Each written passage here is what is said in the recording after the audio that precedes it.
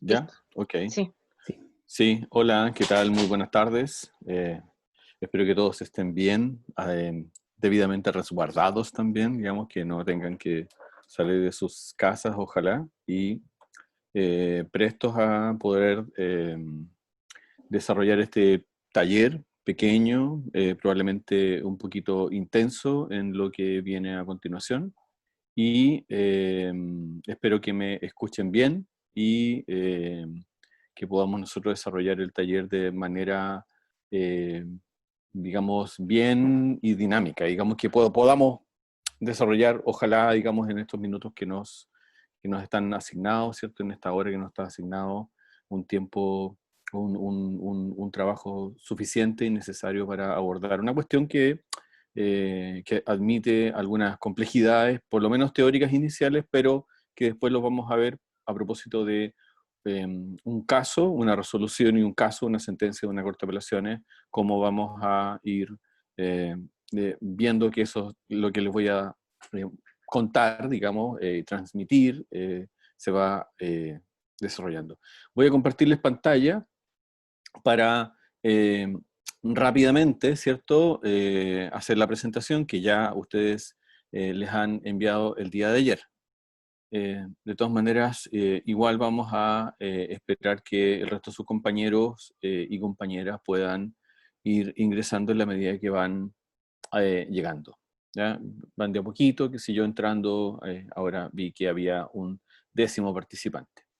Esta presentación se enmarca dentro de un trabajo de investigación que vengo desarrollando hace algunos años y que hoy día está, bueno, que originó de hecho un libro que está publicado por DER, que se llama eh, Riesgos y Derecho Administrativo. Eso permitió que el año pasado, con un par de profesores amigos, Pablo Méndez y Juan Carlos Ferrada, nosotros nos animáramos a presentar un proyecto Fondesit. Afortunadamente, el proyecto Fondesit lo obtuvimos y por consiguiente hay una referencia a un proyecto Fondesit regular que está señalado allí. Sobre eso voy a decir algo al final, pero muy corto. Entonces, ¿de qué trata este vínculo entre agua y riesgos? Bueno, tiene que ver con algunas cuestiones que están vinculados con una cierta una fundamentación. Había una cierta incomodidad dogmática y práctica acerca del modo en que se analizan las decisiones de la administración pública y después posteriormente el modo en que se controlan las decisiones de la administración pública. Esto pasa por que hay una cierta forma tradicional de comprender el derecho administrativo y eso proyectado a sus áreas o sectores de referencia. Hoy día vamos a hablar de agua, pero otro día podemos hablar de otra cosa. Con cómo y qué clase de enjuiciamiento se hace acerca de eso. Y entonces, para poder desentramar, digamos, los problemas, hay que cambiar, hacer un giro de perspectiva, que eso es lo que encontré, producto de 4 o 5 años de investigaciones previas, y que han dado, creo yo, que en el clavo para comprender no solo cuestiones asociadas con problemas en materia de agua, sino que también algunas en materia de medio ambiente y otras un poquito más en otros sectores un poco más alejados de los recursos naturales, como puede ser incluso el sistema financiero. Esta perspectiva tradicional del derecho administrativo, de comprensión y análisis, basaba su punto de vista en el control, y particularmente el control judicial, en lo que se conoce como el derecho administrativo de la luz roja también, eh, por acá hay una referencia, ¿cierto?, en Carol Harlow y Richard Rawlings, ¿cierto? Ellos hablan del derecho administrativo de la luz roja, pero en este sentido hablamos tradicionalmente en el mundo europeo continental o europeo continental iberoamericano, ¿cierto? De un derecho administrativo del control.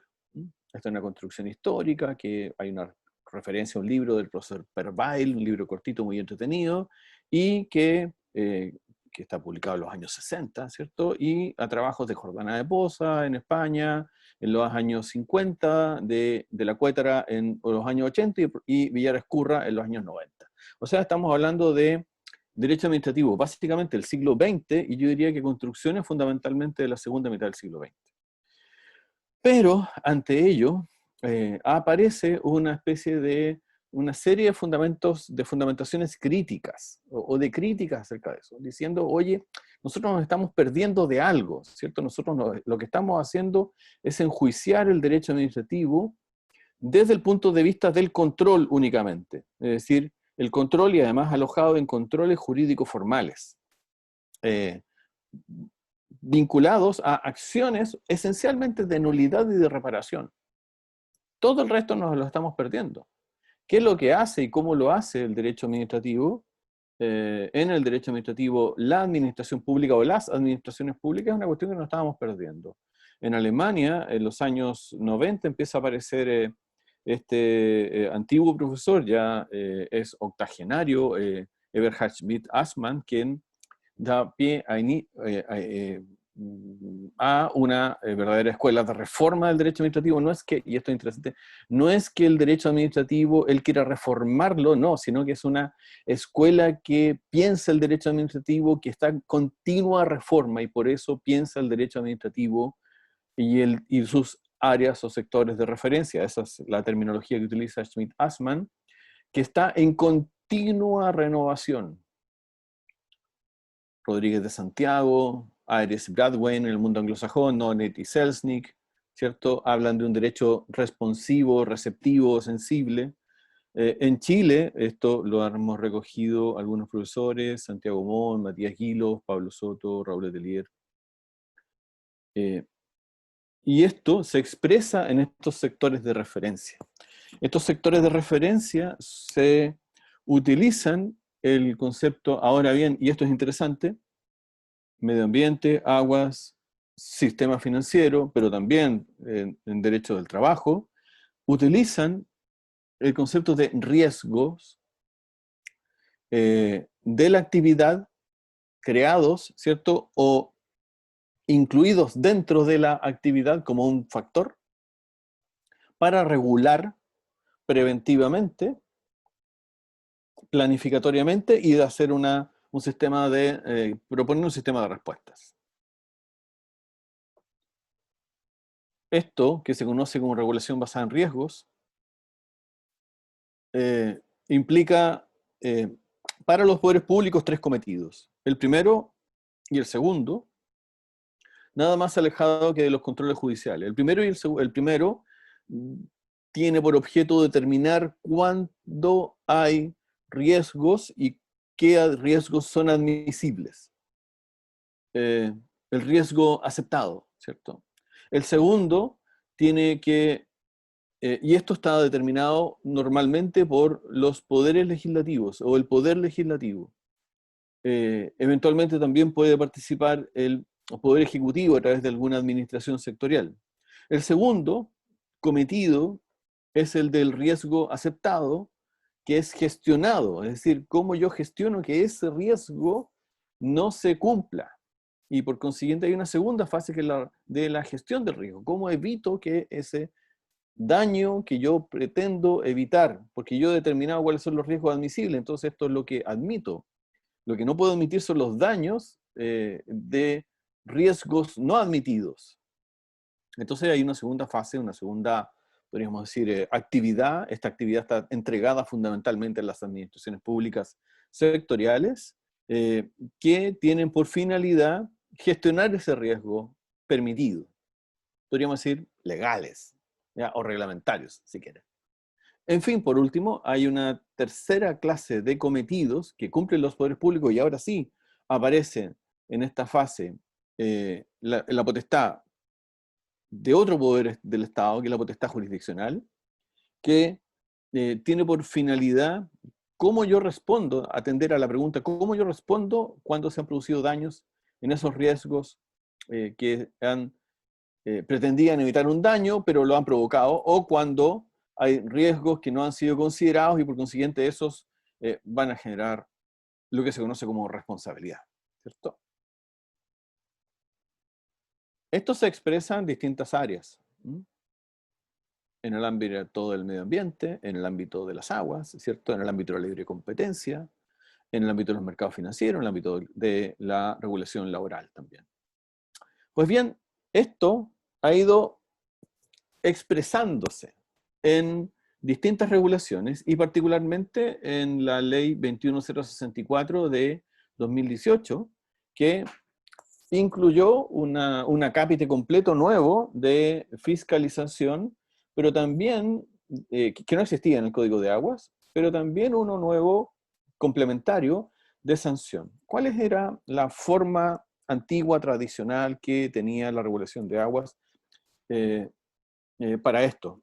Una fórmula que estaba establecida en el artículo 175, si no me equivoco, que era súper similar a muchísimas otras. O sea, también recuerdo una hora del Código Tributario, una del Código Sanitario particularmente, que decían algo así como: cualquier infracción a las normas contenidas en este ordenamiento jurídico serán sancionados con multa de tanto a tanto.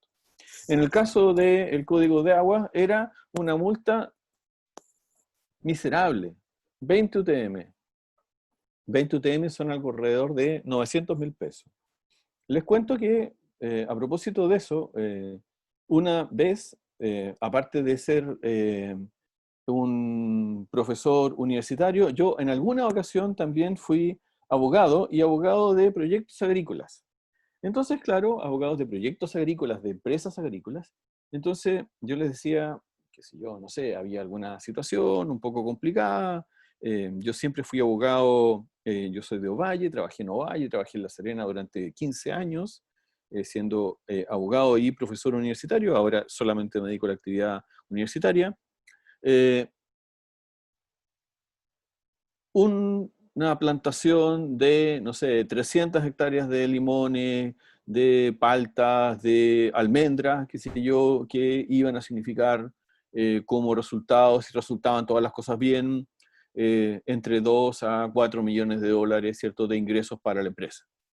Entonces, y de repente, bueno, los agricultores tenían que hacer un pozo, sacar agua, un poco jugando ahí un poco con las poniéndose juguetones, podríamos decir, en alguna ocasión. Entonces, bueno, uno como abogado lo que tenía que decir es que, ojo, cuidado, se le va a imponer una sanción administrativa. Y decía, ¿de cuánto es la sanción? De 900.000 pesos. Bueno, tú no puedes comparar 900.000 pesos de sanción con 2 o 4 millones de dólares eh, de resultado. Digamos. Yo pago eso. Eso es lo que se me decía regularmente, aunque la opinión, por supuesto, del abogado siempre era considerada finalmente. Entonces, lo que se produce acá, lo que se producía antiguamente, era un sistema de, podríamos decir, simplemente de blanco y negro, de check-in, de check-out, en torno a el cumplimiento o el incumplimiento de las prescripciones sobre utilización de aguas. De manera muy amplia, muy extendida y además sin ninguna calificación. Otro día incluso podemos conversar acerca de que en realidad esas multas nunca llegaban a destino, porque lo que hacía la Dirección General de Agua era que le mandaba un oficio a los tribunales, recibía los tribunales esto de letra, ¿cierto? Armaban un expediente y lo dejaban ahí. ¿No? Punto. No había nada después, posteriormente a eso. Entonces lo que se produce ahora con este cambio, es un giro radical, audaz, en torno a los procesos de fiscalización y los de sanción, para pasar de esta luz roja simplemente de check-in, check-out, cumple, no cumple, el cumplimiento del orden público o el incumplimiento del orden público, que es un mundo de blancos y negros, a un sistema de atención en base a lo que se conoce como el derecho administrativo de la luz verde, ¿cierto? Que permite tener distintas posibilidades para los reguladores y para los regulados igualmente, para que ellos vayan adecuando su conducta de acuerdo a sus mayores o menores conveniencias, con el objeto de realizar o desarrollar una conversación regulatoria que nos permita después obtener un resultado, que es el cumplimiento de la ley. Porque para eso existe el derecho administrativo. No existe el derecho administrativo para andar sancionando a las personas reguladas, ¿cierto? Sino que existe, como cualquier derecho, cualquier rama del ordenamiento jurídico, para que se cumpla. Y esto, bueno, esta es una pirámide típica, ¿cierto?, de lo que se conoce como el compliance, ¿cierto?, que es utilizado por esta perspectiva para desarrollar una serie de conductas de acuerdo a los intereses de cumplimiento y de acuerdo a las conductas de los regulados. De tal manera que si es un regulado que ha incumplido o ha cometido una infracción producto que es acreditada, producto de la fiscalización, de manera muy baja, pues bien, yo le voy a persuadir o lo voy a advertir. Pero claro, si es un contumaz incumplidor, yo probablemente lo voy a sancionar administrativamente e incluso es más, voy a derivar los antecedentes a, cuando hay, digamos, configurado un delito, al Ministerio Público para que se persiga también responsabilidad penal. Pues bien, ese modelo tradicional fue cambiado. Fue cambiado por uno dividido entre varias disposiciones, era el 173, con los objetos que ya les acabo de indicar, estableciendo una graduación de infracciones, dejando una infracción general, ¿cierto? Este cajón desastre, bolsillo de payaso, al cual yo puedo recurrir cuando no tengo cuando la conducta que se ha desarrollado no cumple con ninguna de las características para calificarla, entonces la voy a tirar a esta sanción residual o infracción residual, y ante cada una de ellas voy a establecer ya, por cierto, esto sí, de verdad, unas sanciones que me incentivan a cumplir. ¿Mm? Claro, con 20 UTM no hay ningún incentivo al cumplimiento, pero con 1000 UTM, con posibilidades de que se transformen en 4000 UTM, claro, yo voy a ser el primero, ¿cierto? Si tengo una empresa agrícola, el primero que voy a ponerme a la fila de los cumplidores. ¿Ya? No voy a exponerme porque, claro, una sanción por 4000 unidades tributarias mensuales me va a eventualmente quebrar la compañía. Este nuevo modelo, ¿cierto?, permite modelar conductas, se concreta un instrumento que permite el diálogo regulatorio y la conversación regulatoria, y en el caso específico está dirigido a la Dirección General de Aguas, incluso con las posibilidades que ella pueda adecuar sus conductas, qué sé yo, si es primer incumplidor, ¿cierto? Y se autodenuncia, bueno, rebajarle o dejarle en un mínimo la multa. Pero el problema está en que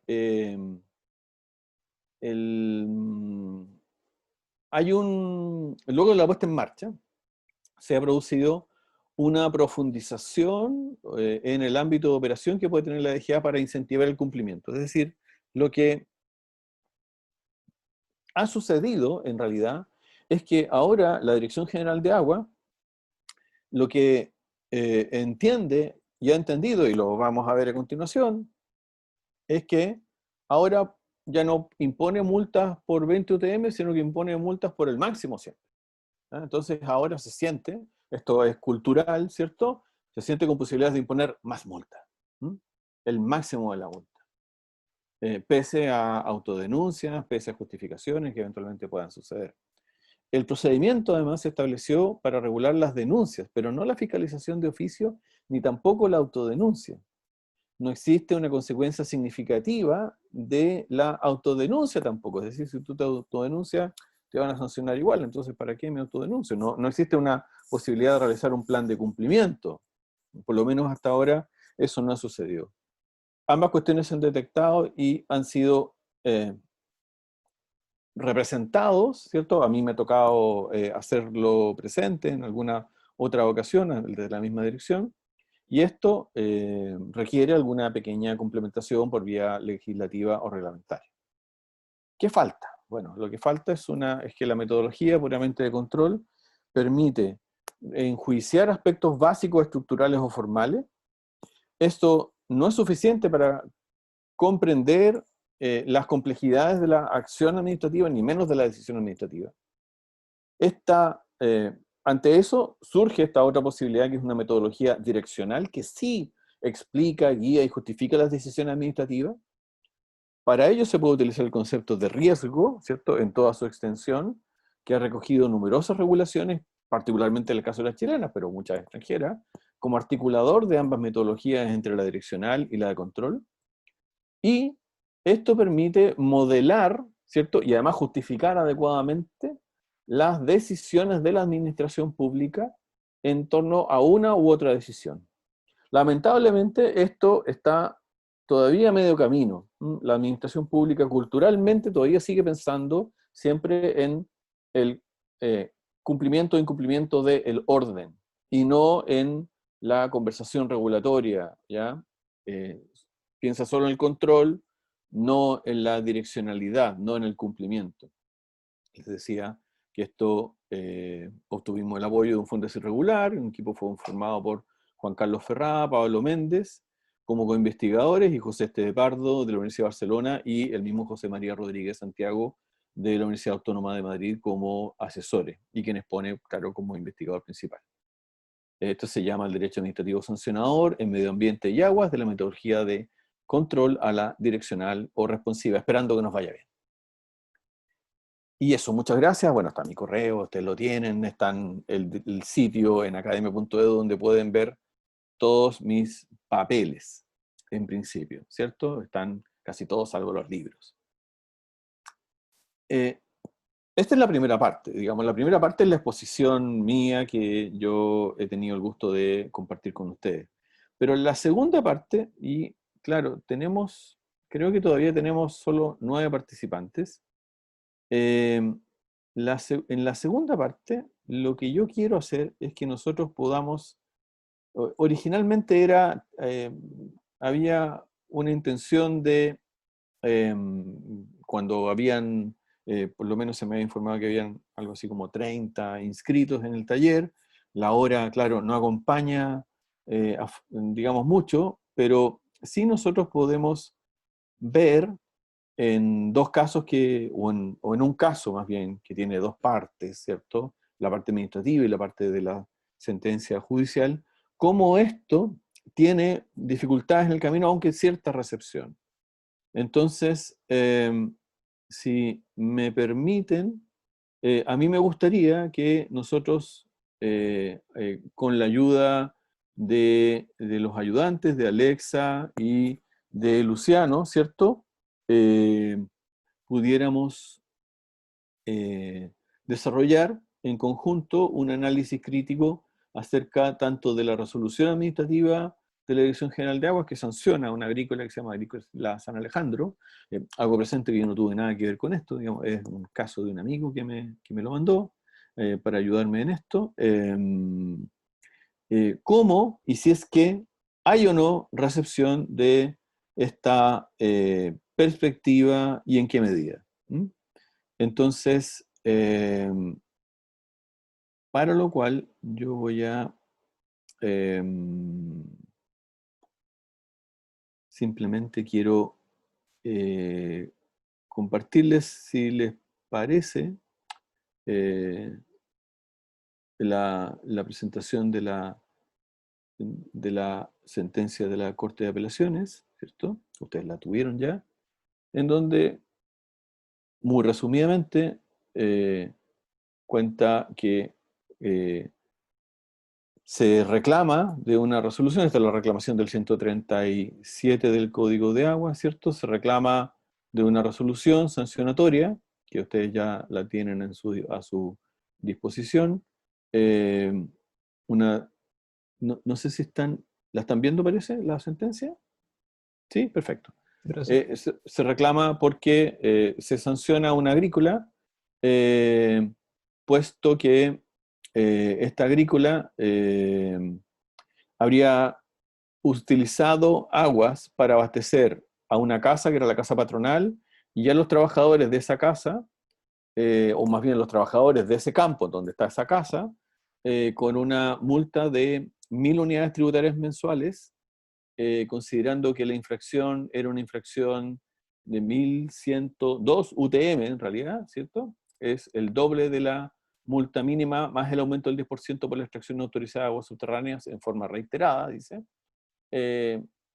Y ellos lo que hacen es reclamar aquello, señalando que esas aguas las extraen de un pozo que se encuentra en terreno que es propio del agrícola, que además es utilizado para uso doméstico, y por consiguiente ellos consideran que se da la hipótesis del artículo 56, inciso segundo, del Código de Aguas, que habilita el uso para uso doméstico, que es contrario al uso industrial, de las aguas, con el objeto de satisfacer necesidades que son las de bebida, ¿cierto? Las de baño, ¿cierto? Y aseo, fundamentalmente.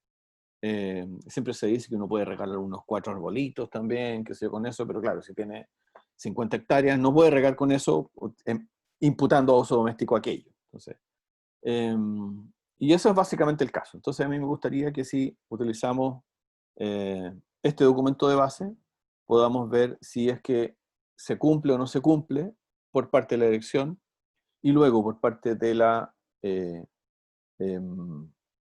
Corte de Apelaciones, la comprensión de, más allá del caso particular, de si es que es aplicable o no los parámetros que nosotros acabamos de comentar, que son, que fluctúan, ¿cierto?, entre un mero asesoramiento hasta sanciones de carácter administrativo con eventualmente cierta derivación a sanciones penales. ¿Mm? Yo entiendo que lo recibieron el documento anteriormente, entonces yo no sé si, porque la idea es eso, desarrollar un diálogo, un trabajo entre ustedes, yo un poquito echarme para atrás y que conversen ustedes en torno a esto, qué les parece y si han tenido alguna posibilidad de revisar los documentos y tener alguna idea o percepción acerca de qué les parece, si les parece acertado o no les parece acertado lo que aparece en ellos. ¿Mm?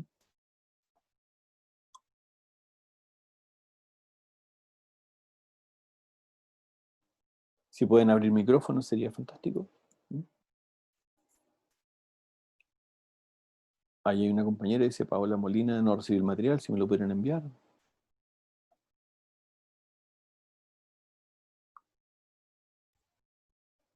Si les parece... Sí, dígale, Luciano. Que lo primero que me llamó la atención es una cuestión, si se quiere, que es un poco más rudimentaria, pero es cómo se aborda el derecho administrativo sancionador por parte de la Corte de Apelaciones en este caso. Porque si es que lo vemos muy, o sea, si es que vemos muy al principio el argumento de la reclamante, está tratando de acogerse a la tesis del jus puniendi unitario. Y que por lo tanto deberían aplicar como sobre garantías y ocuparse el principio pro persona. Que me llama mucho la atención y me parece un avance que esta teoría, digamos que es un poco superada por otro tipo de criterios, independientemente de que, claro, quizás la DGA haya sido un poco muy punitivista en este caso. Interesante ver cómo va quedando en el pasado la tesis del jus puniendi unitario, porque nos permite acercarnos más a una función que es más propiamente administrativa.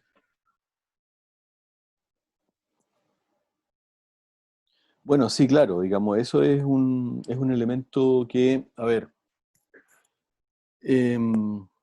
hay sí, digamos, para que vayamos conversando un poquito acerca de esto, más allá que el proyecto con el profesor Ferrada y con Pablo Méndez se llama Derecho Administrativo Sancionador.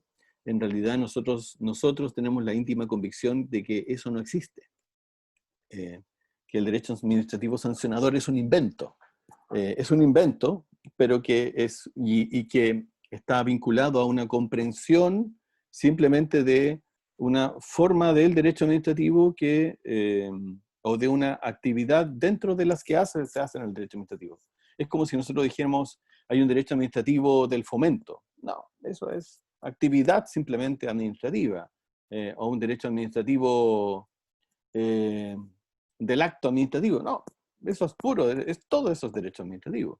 Entonces, nosotros tenemos la convicción de que no existe el derecho administrativo sancionador, Lo que sí hay es que hay sanciones o medidas destinadas a que se cumpla la ley.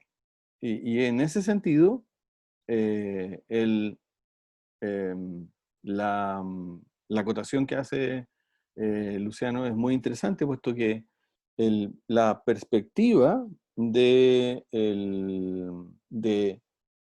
el cambio regulatorio va hacia allá, va hacia permitir que se adopten una serie de actividades distintas, le da, podríamos decir, más opciones a la administración que las de meramente sancionar ante el incumplimiento. ¿Mm?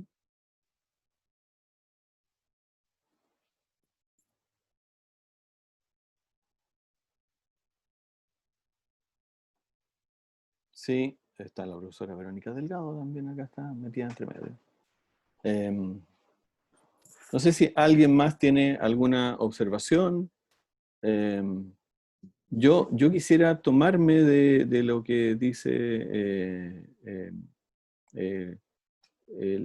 Luciano para hacer presente lo interesante del caso, puesto que la defensa justamente de la agrícola San Alejandro lo que hace es recurrir a podríamos ir a las reglas de la punición penal para hacer una defensa. ¿No? Y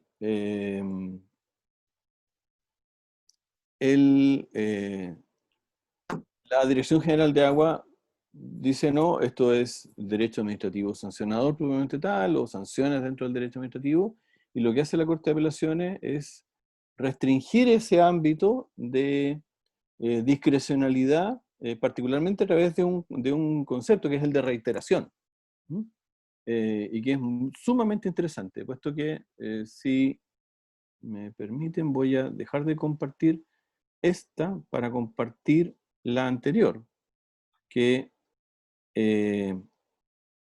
entre los ítems que estaban considerados como, como un cambio considerado de la incrementación de la cuantificación, estaba la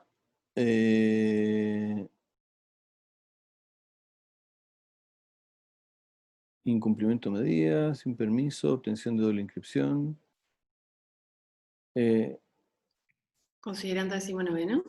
Considerando, hay una cuestión cuando está hablando de la reiteración en realidad, básicamente. Sí, sí, debe ser en el considerando 19º, cuando se habla de la reiteración de las conductas.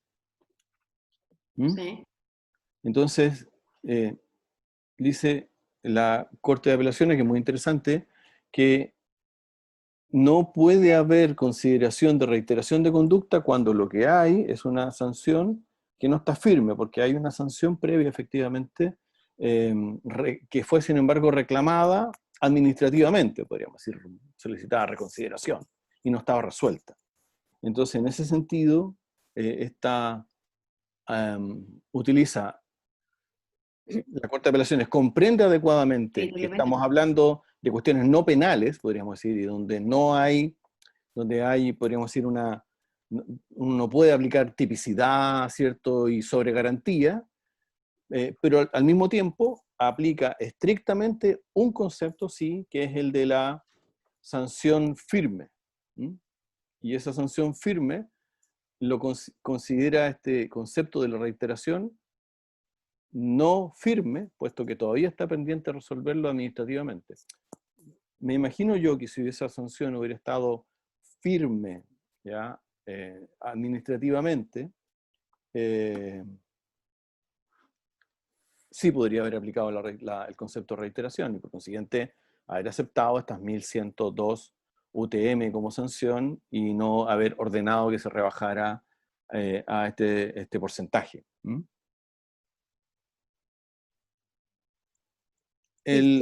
Sí, Vero. Hola, ¿cómo Hola. estás? Dime tú. Muy agradecida de que hagas este taller. Tú sabes que yo soy profesora de Derecho Ambiental y que no soy para nada experta en derecho administrativo, así que aprendo de los que saben. Por favor. Y de la última reforma al código, yo pude integrarme a este taller solo porque terminó un examen de grado en mi facultad antes y pedí como desesperada poder entrar, así que no me leí antes el material, no hice la tarea, profesor, pero lo voy a hacer después.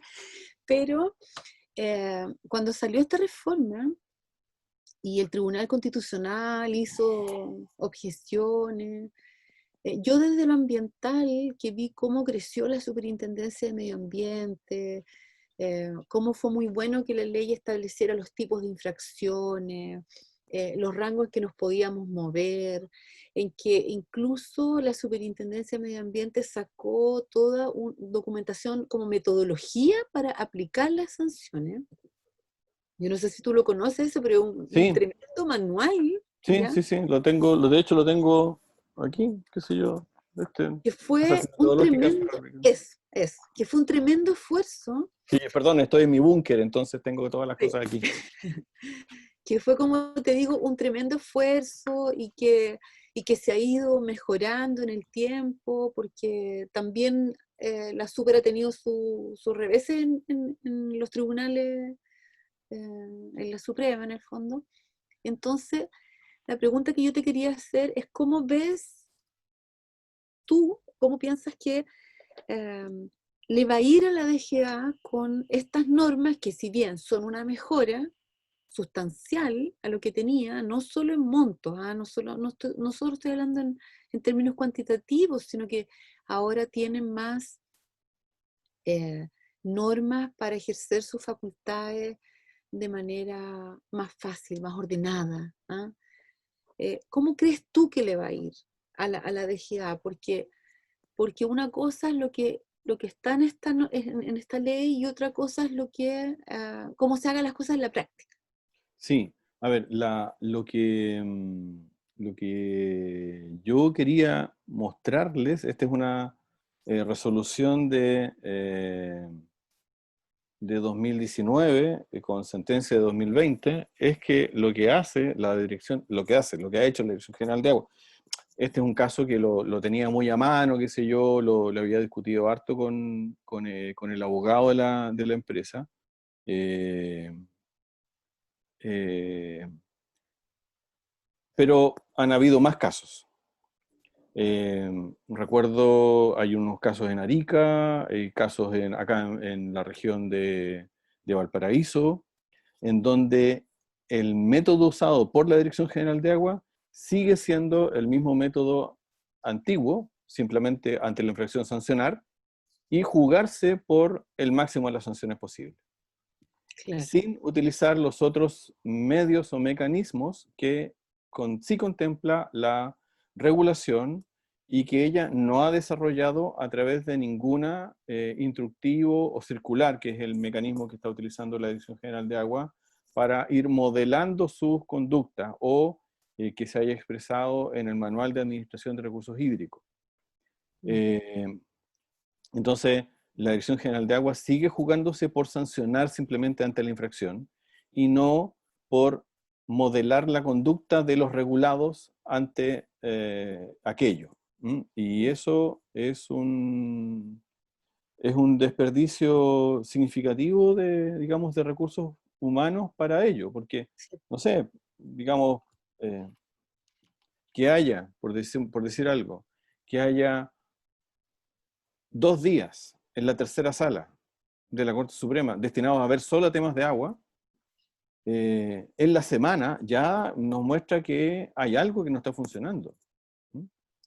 Eh, y, y claro, puede ser que en el caso de medio ambiente, que es el que conoces tú más directamente, haya significado una presión tan significativa que hayan tenido que montarse los tribunales ambientales, o también por otras razones.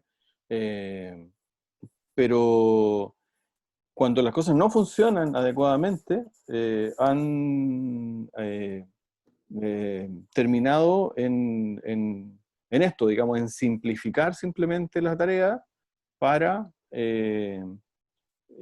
sacar adelante, digamos, por vía de lo que se mostraba ahí, ¿cierto? el derecho administrativo de la luz roja, simplemente siguiendo utilizando ese mecanismo, pese a que el derecho ha cambiado, pese a que el derecho, hoy día, el derecho de aguas, es el mismo derecho de aguas, también el derecho del medio ambiente, empezando en materia sancionatoria o de cumplimiento, el mismo que en materia financiera a través de la Comisión de Mercado Financiero, y por consiguiente, lo que hay ahí es una desatención de la ley, o sea, francamente, eso está pasando. Y eso puede ser una apuesta que tú a veces puedes ganar o puedes perder, porque con eso se están jugando completamente. Y lo que, o sea, a mí me lo han dicho, digamos, directores regionales, así, no, es que ahora estamos contentos porque tenemos la posibilidad de imponer más sanciones. Sí, pero hijo, pero es que también, viejo, tiene otras posibilidades también, pues tiene posibilidades de a pasar multas pequeñitas, unas de 10 UTM, y hacer un acuerdo, por ejemplo, con una organización o con un usuario pequeño, grande. Yo tengo la impresión que eso no entra todavía. Parte del fundraising que tenemos con Juan Carlos Ferrá y con Pablo Méndez es que nosotros pretendemos hacer charlas al interior de la administración, particularmente nosotros pensamos que como es en medio ambiente y aguas, vamos a tener mejor percepción en la superintendencia del medio ambiente o en el servicio de evaluación ambiental, para comprender un poquito esto antes que en la Dirección General de Agua. Qué bueno. Cristian, y es interesante que se haya introducido la autodenuncia. Es interesante. Podríamos hablar después de la manera en que se concretó, pero de que claro, es interesante como incentivo al cumplimiento, a mí me parece muy interesante, pero hay que tratar de evitar que no pase lo que pasó con la normativa ambiental, en que hoy día nadie se autodenuncia por un mal diseño, porque si tú lo comparas con los incentivos del plan de cumplimiento, son mucho mejores quedarse callado, que te vengan a fiscalizar y ahí presentar el plan, etcétera. Entonces también ojalá que en este proyecto Fondesis que tiene puedas también abarcar quizás un poquito lo de la autodenuncia para que realmente sirva al incentivo, al cumplimiento. Sí, bueno, justamente qué bueno que haces la acotación, porque un punto crítico de este caso particular, el caso de agua, pero también lo podemos hablar del medio ambiente, yo lo voy a hablar como una especie de contrapunto. Un punto crítico es que la autodenuncia no te genera una excepción de sanción, o sea, tú te autodenuncias y te van a sancionar igual. ¿Qué fue lo que pasó en materia de medio ambiente? Y por eso no se autodenuncia nadie. Es que podríamos decir, en la autodenuncia tiene una fecha y un nombre de fallecimiento en materia de medio ambiente. ¿Ya? Y eso lo sabemos. ¿Por qué? Porque cuando entra en marcha el sistema, la primera vez que entra en marcha el sistema, se producen los eventos de alto, digamos, de alta temperatura en la cordillera durante nada, digamos, no estaba ni empezando, digamos, en el proyecto Pascualama. Vienen las dos grandes avenidas que generan el daño ambiental, y lo que hacen ellos es que ven qué es lo que están haciendo, y cuando hacen las consultas a la compañía, le dicen, bueno, usted tiene que autodenúnciese. Pues bien, se autodenuncian, y la consecuencia es la multa más grande de la historia, hasta hace poquito, de la Superintendencia del Medio Ambiente. Entonces, el incentivo, y ahí obró muy mal la Superintendencia del Medio Ambiente, porque el incentivo a autodenunciarse lo terminaron ellos mismos con el primer caso. Y eso significó que en realidad los regulados no se autodenuncian en materia medioambiental. Esperen que te pillen, que en el fondo es el sistema antiguo. Claro. Y de tal manera que tú tienes que empezar a generar ejércitos de fiscalizadores para pillar a la gente, cuando el sistema está pensado radicalmente al contrario. Cuando lo que te dicen, mire, que yo te doy toda la información posible, tú tienes que cumplir la conducta, y cuando cumplas esa conducta, yo voy a estar feliz contigo. Cuando no la cumplas, dependiendo de tu comportamiento, yo voy a comportarme también contigo. Es decir, si tú te has comportado mal, yo te voy a aplicar el máximo de las sanciones posibles. Si te has portado bien, te voy a hacer una anotación, ¿cierto? Te voy a aplicar una multa pequeña, te voy a pedir que o se suspenda la multa, ¿cierto? Porque te sometes a un plan de cumplimiento. Todo eso está copiado de medio ambiente, aplicable a agua, pero no pasa nada. ¿Por qué? Porque culturalmente están operando exactamente igual que al inicio, podríamos decir, de la superintendencia. ¿Mm? Vamos a ver cómo esto está empezando a desarrollarse, cómo van los Ahora, tiempos.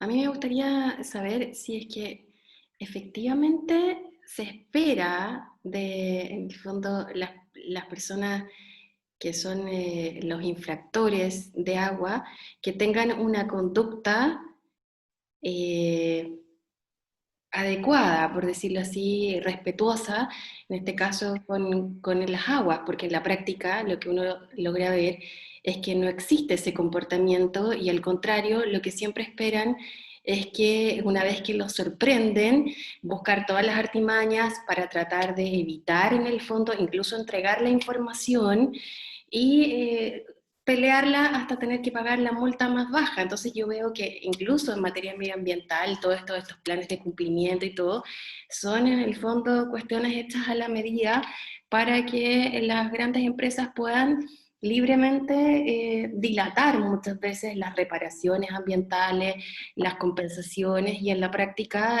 con yo lo veo casi como con un programa que se vende como muy bonito y todo, en la práctica no funciona. Podría funcionar, yo creo, para materia laboral. Yo he sido juez laboral y he visto que sí, efectivamente, sancionar inmediatamente a un empleador, sobre todo a empresas pequeñas, cuando cometen infracciones, no corresponde, porque evidentemente ahí hay un desconocimiento de la ley. Pero cuando estamos hablando de empresas, y sobre todo empresas grandes, que saben perfectamente lo que hacen y saben perfectamente sus consecuencias, que es muchas veces dejar a comunidades enteras sin agua, entonces en la práctica estamos hablando de que estos incentivos para que no infrinjan la normativa de agua, en la práctica lo único que hace es favorecer para que continúen con sus malas prácticas.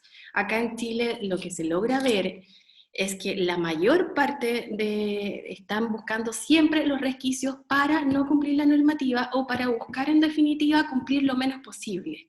Esa al menos es mi percepción. Sí, bueno, digamos, yo diría que es una percepción muy atendible, porque lo que se muestra en la realidad es eso. Digamos, yo coincido contigo en la apreciación, pero lo que yo puedo señalar son dos cosas. Digamos, también un poquito de la práctica. Digamos, a veces como me llaman para emitir algunos informes respecto a algunas situaciones, algunas empresas, grandes, medianas o pequeñas, y siempre les ayudo, colaboro en la medida de lo posible. Entonces, respecto de eh, y es interesante el ejemplo medioambiental con agua, digamos, están muy vinculados. La profesora Delgado ayer, ella habló de derecho ambiental de aguas, y esto es una cuestión interesante, que hay una especie de ambientalización del derecho de aguas, después de mucho tiempo de administrativización del derecho de agua, ahora hay una especie de ambientalización. Puede ser que esta es la primera vez que nosotros ya conversamos acerca de eso, normativamente hablando, es decir, nosotros copiamos todo el sistema sancionatorio medioambiental para agua, entonces aquí hay una muestra de eso, aunque medio ambiente lo toma de otros ámbitos, pero lo que corresponde decirle ante eso es que por la experiencia, las empresas que por la actividad que desarrollan contaminan, yo no sé si lo hagan en muchas ocasiones intencionalmente, aunque sí lo hacen conscientemente de las posibilidades de dañar. Y esas posibilidades de dañar juegan en una línea muy delgada con la posibilidad de cumplir. Y lo mismo en el caso de las aguas. Cuando yo tengo una empresa agrícola, o tengo una empresa minera y voy a usar recursos hídricos, ¿cierto? De una manera más o menos intensa, las posibilidades de cumplir o incumplir están asignados como a una línea, digamos, como una cuerda floja. Entonces, cualquier error los hace incumplir. No es que ellos quieran hacerlo, pero podríamos decir, forma parte del sistema. Mecanismos adecuados para corregir aquello en el caso de, incluso si nos cambiamos nosotros, por ejemplo, nos vamos a libre competencia, es más o menos el mismo razonamiento, libre competencia, medio ambiente, aguas que digamos que el que acabamos de ver. Lo que hay allí es un intento, a través de una fórmula distinta, ya no la automática, y yo diría que burdamente simplificadora, de que ante cualquier incumplimiento sobrevenga una sanción. Usted lo dijo recién en materia del trabajo, ¿cierto? En materia laboral. Tiene buenos resultados. Ahora, la impresión que tengo yo es que en materia de medio ambiente, en materia de aguas o en materia de libre competencia, la consecuencia sancionatoria es un poquito baja. Entonces, ¿qué preferiría yo? Es que las multas incluso fueran mayores todavía a eso. Por ejemplo, en Estados Unidos en materia de medio ambiente. Yo no conozco, digamos, algunos regímenes institucionales en materia de aguas, pero en materia de medio ambiente y en materia de libre competencia en Estados Unidos, por ejemplo, haciendo el paralelo en el caso papel higiénico chileno, ¿cierto? Que se les cobró una multa equivalente al 15%, que es el máximo posible, 15% de la utilidad multiplicado por todos los años que aplicaron. En Estados Unidos en una situación similar, se cobró el 100% de la utilidad por 2, lo que significó el quiebre de unas grandes industrias en Estados Unidos asociadas a el uso del papel tisú. Entonces, el incentivo ya y las señales que se dan al sistema después son muy, muy poderosas.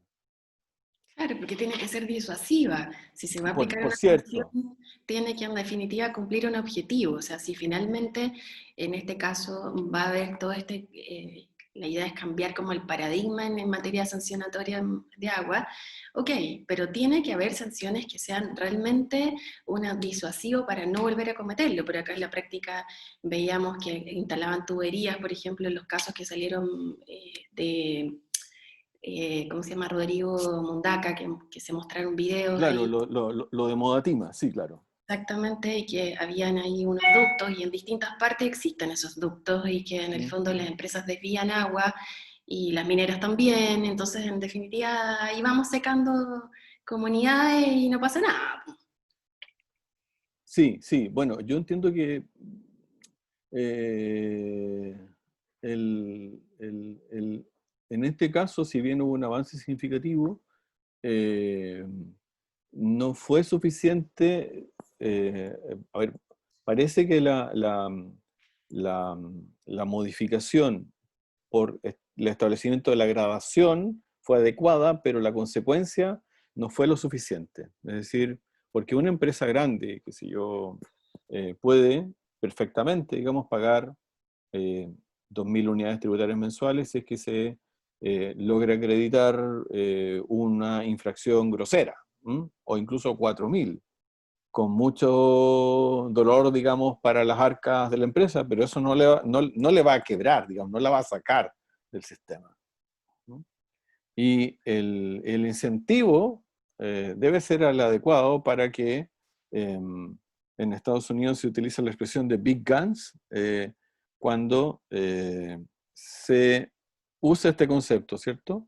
Es como la zanahoria y el garrote, pero con más posibilidades. Es decir, yo tengo una zanahoria, tengo un dulce, tengo un garrote, hasta llegar a la pistola, ¿cierto? O un cañón, ¿cierto? Que son las fórmulas más graves de sancionar. Pero en el caso de aguas, yo tengo la impresión que se quedó corto en la cuantificación de las sanciones, es decir, el quantum posible máximo son 4.000 unidades tributarias mensuales. Incluso si ustedes colocan el ejemplo de esto que les estaba comentando anteriormente, desde un caso específico de una empresa que yo les contaba, esto que me decía, oye, les voy a contar la parte final, digamos, que efectivamente hizo un pozo y sacó agua, con lo cual salva un campo de 500 hectáreas de una producción agrícola, pagan 20 UTM, incluso pensando en otra cosa interesante.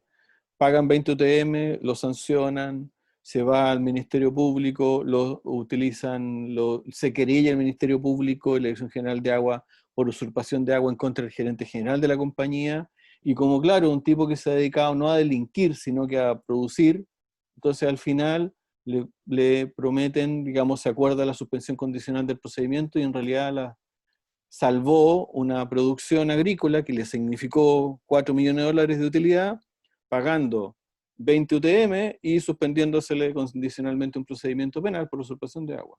Es que es ridículo. Entonces, te fijas, no había ningún incentivo, y estoy hablando del incentivo anterior, digamos, el incentivo anterior. Ahora, el incentivo nuevo es un poco mayor, claro, de 20 pasó a 2.000, eventualmente con 4.000 unidades tributarias mensuales. Pero también hay que ver los montos. Sí, aún así, porque de hecho, en definitiva, lo importante acá que hay que poner sobre la mesa es el tema de las vulnerabilidades al cambio climático, la importancia del recurso hídrico. O sea, tiene que funcionar esto no como compartimentos estancos. O sea, el agua forma parte de un ecosistema que es vital, y si en definitiva nosotros seguimos tratándolo como algo aparte y diferenciado de lo que es todo lo que es el medio ambiente, vamos a seguir con esta dinámica y finalmente nos vamos a quedar secos y vamos a avanzar en la desertificación y total, porque con estos criterios simplificados, hagamos una carretera hídrica y tiremos el agua para el norte. O sea, en definitiva estamos buscando siempre cuestiones con criterios básicos y en la práctica a lo único que nos lleva es a que en definitiva en unos años más estemos secos. Sí, lo de la carretera hídrica, claro, la profesora Delgado la va a matar, digamos, si dice eso de nuevo, digamos. O sea, yo no lo planteo como una solución No, sí, viable, la encuentro absolutamente aberrante, y cualquier tipo de soluciones que no consideren en el fondo el ecosistema y sobre todo las vulnerabilidades a las que estamos expuestos. Entonces, yo soy súper crítica de todo lo que se hace. Sí. Creo que en definitiva todo con un criterio economicista no funciona, porque en definitiva la salud y la vida y el medio ambiente no se pueden valorar de esa manera. Y efectivamente, si llegamos a un minuto de sequía más extrema aún y que vaya avanzando, vamos a estar en definitiva teniendo que ponerle precio al agua en términos de cuánto importa para la vida humana y para la subsistencia. Ese yo creo que es el punto clave en esto. Ahora, concuerdo con lo que se señala en el fallo respecto de que la sanción no está firme como para poder, porque en definitiva estaba reclamada, o sea, no se podía considerar en la reiteración. Si hubiera sido con un criterio penal, claramente sí se podría haber hecho, porque en definitiva en materia penal la reiteración, a menos que hubiese habido un juicio aparte y que se hubiese acumulado, ahí sí, en definitiva, sería distinto el caso, pero en este caso había una reclamación pendiente y mientras no estuviera firme, no podría considerarse para poder, en definitiva, agravar la sanción en este caso. Claro, ahí, digamos, yo quería observar ese punto particularmente porque la Corte comprendió bien cómo funciona el sistema.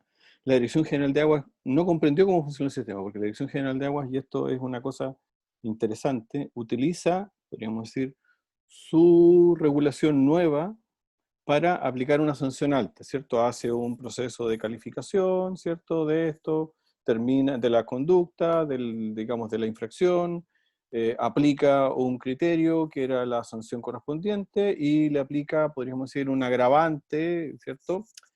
O el concepto de reiteración para esos efectos. Y con eso lo que hace ella es que utiliza al mismo tiempo algo que la beneficia y que con lo cual es consistente con la modificación, pero algo que le permite agravar, pero que no es consistente con la regulación.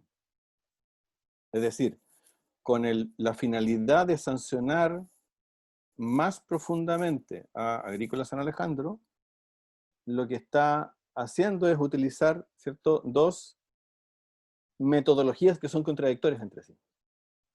¿Mm? Y hay un conflicto en eso, pero que a ella no le importa mucho, porque después sabe que se la van a reclamar.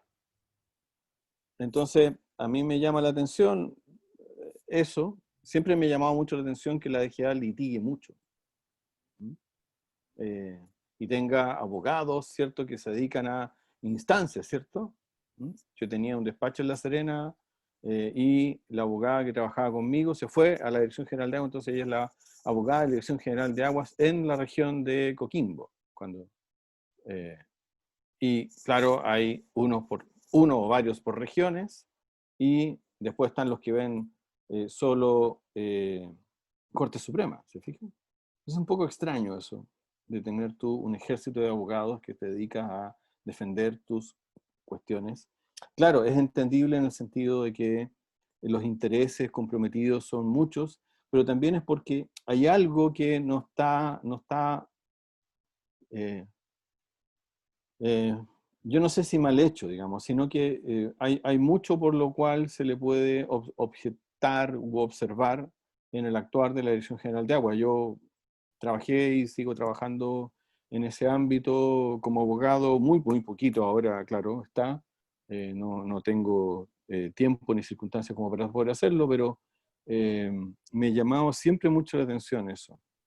Pero en la práctica la DGA es el hermano pobre del Ministerio de Obras Públicas, o sea, el presupuesto que tiene asignado es bajísimo, y de hecho los abogados son súper pocos. Yo he conocido a un abogado jefe que litigaba y se tenía que trasladar prácticamente por todo el país para, en el fondo, defender los juicios. Entonces, en la práctica me llama la atención esa percepción tan distinta que tenemos. Ahora, en relación con el tema de la litigiosidad que tiene la DGA, a mí me parece que las herramientas con que cuenta son sumamente escasas y el equipo que tiene detrás es sumamente poco para lo que tiene que defender, porque estamos hablando en el fondo del abuso que es sistemático por parte de los empresarios respecto al recurso hídrico. Si no hay, en el fondo, mecanismos efectivos para poder controlar el uso y abuso del recurso hídrico, claramente vamos en el fondo a dejar a la gente en un laissez-faire, que a los empresarios básicamente, y sobre todo los agrícolas y las mineras, a que hagan lo que quieran con en el fondo un recurso que es de todos y que en definitiva lo que está provocando es la sequía en muchas regiones del país. Entonces, en el actual escenario, yo incluso duplicaría o cuadruplicaría los recursos para que la DGA pudiera resguardar adecuadamente el recurso hídrico. A mí me parece que es esencial en el actual escenario en el que estamos. Y lo mismo respecto de otra de la Superintendencia de Medio Ambiente, también, sobre todo considerando que tenemos 7 de las 9 vulnerabilidades al cambio climático. Yo creo que hay que hacer hincapié en ese punto y dejar de lado el criterio con respecto al pobre empresario. El empresario pequeño, el agricultor, a lo mejor en ese tipo de situaciones podemos tener alguna consideración, pero el empresario agrícola grande que exporta y que gana millones de dólares, ese empresario no debiera tener ningún tipo de consideración, porque precisamente ese empresario tiene una tropa de abogados para que le busquen los mecanismos que pueda tener a su alcance para evadir la normativa o para pagar lo menos posible. Y asimismo se dilatan hasta las instancias de la Corte Suprema y buscan ir al Tribunal Constitucional y todos los mecanismos que sean del caso para pagar lo menos posible y dilatar lo más posible todos los recursos.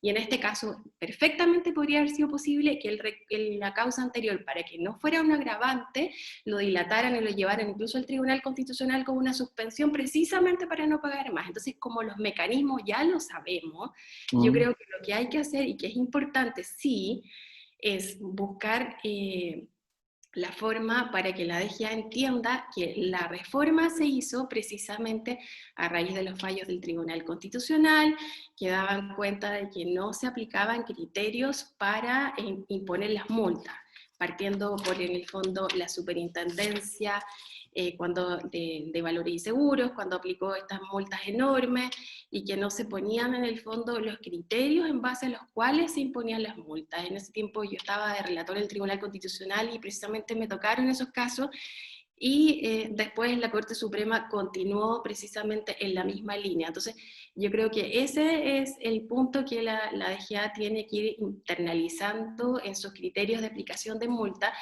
pero el que la deje de imponer, y sobre todo empresas grandes, me parece que no es el camino. Yo creo que solamente con los pequeños agricultores se puede tener algún tipo de criterio, que es lo que hace la Dirección del Trabajo respecto de los pequeños. Respecto de los grandes, no, y en ningún caso. Por ningún motivo creo que, porque ellos saben perfectamente lo que hacen y asumen en sus costos el riesgo de tener que poner las multas tal como usted lo dijo. Sí, mira, yo no puedo estar más de acuerdo con lo que acabas de decir. Digamos que lo que yo he hecho en falta simplemente es un tratamiento diferenciado, existiendo las posibilidades que tiene la Dirección General de Aguas para poder hacerlo. El caso que te comento, que yo lo presenté, el de una agrícola pequeña, digamos, tiene un campo de 50 hectáreas donde los trabajadores viven dentro de ese mismo campo. Digamos, es un campo relativamente pequeño. Conozco un caso de Arica, de una pequeña... Pero 50 hectáreas no es un campo pequeño. Sí, pero un campo, digamos, agrícola. Digamos, hay gente que trabaja digamos, y que vive en torno a eso. O sea, 5.000 metros cuadrados es un campo pequeño, 1 hectárea es un campo pequeño, 50 claro. hectáreas no es un campo pequeño. Yo sé perfectamente porque viví en una parcela de 4 hectáreas, y 4 hectáreas, y de hecho era un vivero, y había que regarlo, y perfectamente 4 hectáreas es mucho, y sé perfectamente el agua que se ocupa. Entonces, 50 hectáreas sí, es un tremendo campo. Bueno, puede ser que, digamos, pensando en la calificación de INDAP, no califica para pequeño agricultor, califica para mediano agricultor, efectivamente.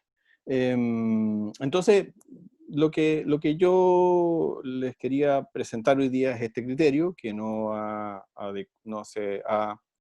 permeado culturalmente todavía la Dirección General de Agua, que coincido con Paola en el sentido que debe haber una diferenciación, digamos, que no puede haber una horizontalidad, ¿cierto? Y una automatización, simplemente infracción, sanción, y dependiendo de la infracción, super sanciones o bajas sanciones, no, sino que también va a depender de el tamaño del regulado, de la conducta previa que ha tenido, y eso todavía no se incluye dentro de este contexto, digamos, de modificación ya un poquito a 2 años de esto. Bueno, lamentablemente me avisan, podemos seguir conversando en otra ocasión, está mi correo, qué sé yo, podemos seguir conversando, o podemos armar un seminario nosotros juntos, incluso también. Que nuestro tiempo ha concluido. Yo quería agradecer su presencia, su participación, estar muy contento por la disposición de la Universidad de Chile a ofrecer este taller. Y claro, lamentablemente la hora quizás no nos acompañó mucho, pero bueno, aquí voy a estar y por supuesto yo quedo a sus órdenes. Muchas gracias, Alexa, muchas gracias, Luciano, muchas gracias a cada uno de ustedes también, a Vero, que se fue hace un ratito. Así que bueno, hasta la próxima y quedo a sus órdenes. Bueno, muchas gracias. Muchas gracias, profesor. Ya, hasta la pronto.